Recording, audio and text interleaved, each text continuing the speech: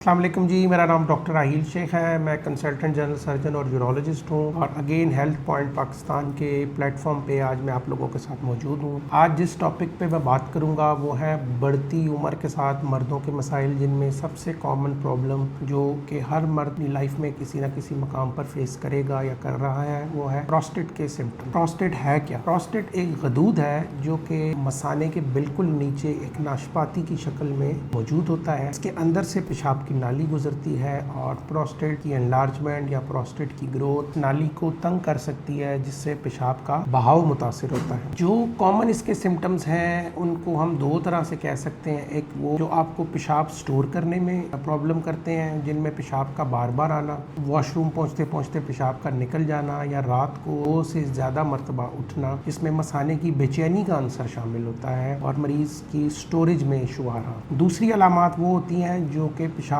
करने या पेशाब के बहाव से रिलेटेड हैं, जिनमें सबसे इम्पॉर्टेंट ये है कि जब मरीज़ जाके वॉशरूम में बैठता है तो उसको इंतज़ार करना पड़ता है पेशाब आने के लिए। फिर जो पेशाब की धार है उसमें कमज़ोरी हो जाती है, वो उतनी तेज़ी से नहीं आती जिस तेज़ी से मरीज़ पहले पेशाब करता था। इसके अलावा करते के दौरान रुक जाना, वक्फे वक्फे से आना, या जब आप उठते हैं और हाजत से आपका दिमाग पूरी तरह मुतमईन नहीं होता, आपको लगता है कि मेरा मसाना अभी भी खाली नहीं हुआ, ये सब सिम्टम्स प्रोस्टेट की अलामात हैं। प्रोस्टेट के सिम्टम्स यूजुअली कहा जाता है कि 60 के बाद आते हैं, लेकिन आजकल जो मैं अपनी प्रैक्टिस में देख रहा हूँ उसमें ये एक हैरत अंगेज़ तब्दीली है कि प्रोस्टेट की सिम्टम 40 to 50 की रेंज में भी बेशुमार लोगों में आ रहे हैं। और उनके जो प्रोस्टेट का साइज़ है, अगर हम आज से 10-15 साल पहले का लिटरेचर देखें तो उसकी निस्बत प्रोस्टेट की ग्रोथ ज़्यादा है, इसलिए हमें उनको दवाइयों पे शिफ्ट करना पड़ता है। प्रोस्टेट की सर्जरी का जहाँ तक ताल्लुक है तो हम उस वक्त तक कोशिश करते हैं जब तक हमारी कोई भी दवाई काम कर ले और मरीज़ की अलामात में रिलीफ मिल जाए। आजकल बहुत सारे जदीद तरीके हैं प्रोस्टेट के इलाज के, प्रोस्टेट की सर्जरी में, जिसमें गोल्ड स्टैंडर्ड मरीज तरीका TURP है, जिसको transurethral resection of prostate कहा जाता है।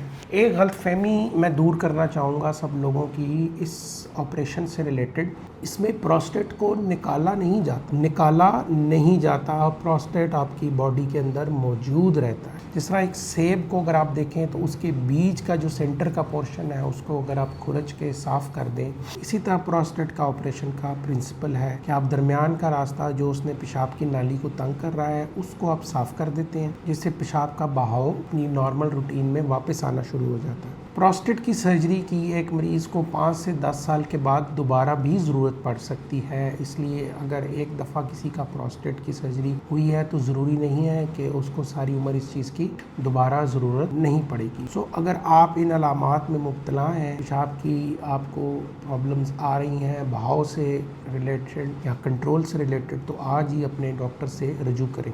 Thank you.